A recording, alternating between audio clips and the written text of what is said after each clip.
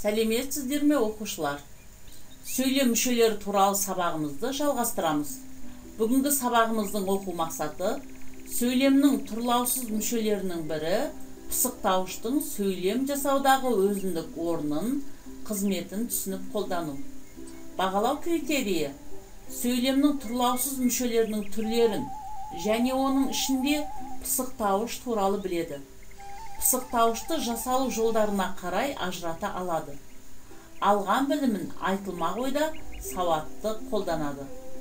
Пысықтауыш. Пысықтауыш іс-қимылдың мекенін, мақсатын, сапасын, себеп салдарын сипаттайтын тұрлаусыз мүше.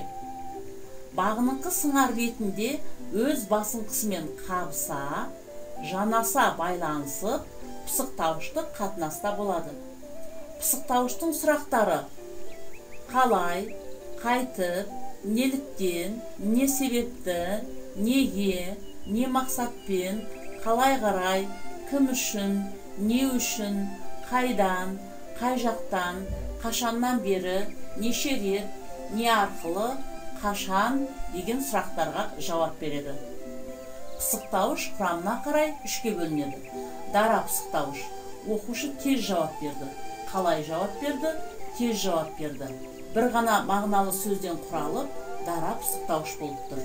Күрделі пысықтауыш. Мерей жымың-жымың етіп сахнаға шықты. Қалай шықты?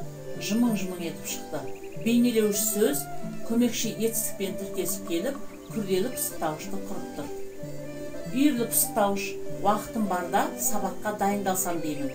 Қашан сабаққа дайындалсам деймін? Уақытым барда. Уақытым барда сөзі өз ішінде бастауыш баяндауышқа жіктеліп, үйірлі пысықтауыш болып тұр.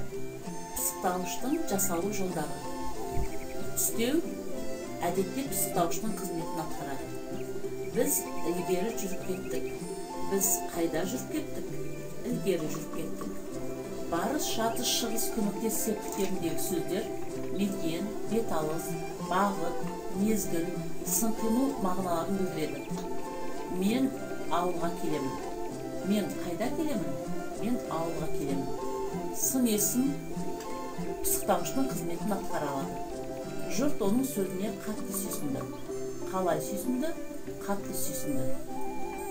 Септеулік шылаулы есім сөздерде пысықтауыш бола алады. Мағжан мектепке дейін жүгірді. Мағжан қалай қарай жүгірді? Мектепке дейін жүгірді. Мезгіл мәнді зат есімдер. Диас күні бойы сабаққа дайындалды. Диас қалай дайындалды? Күні бойы дайындалды. Есімдікте пысықтауыш бола алады.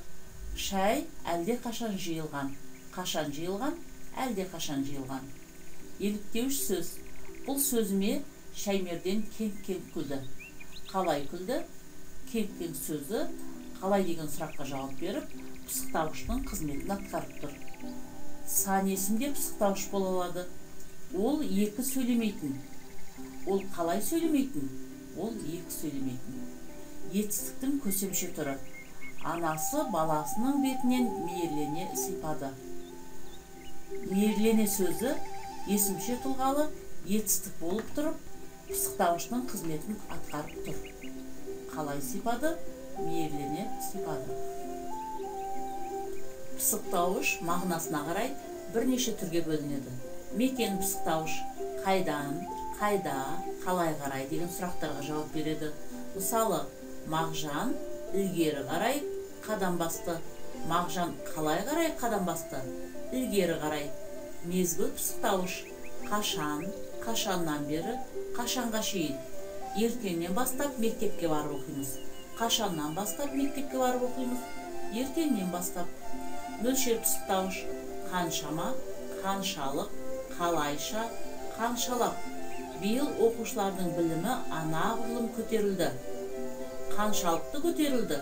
Анағұрлым көтерілді. Қимылсын пысықтауыш қалай, қалайша, қайтып, қанша рет, неше рет. Балам сөзімді үндемей тыңдады. Қалай тыңдады? Үндемей тыңдады. Мақсат пысықтауыш не үшін, не мақсатпен, неге болады? Біз әдейі саған келдік. Біз не мақсатпен саған келдік? Әдейі саған келдік.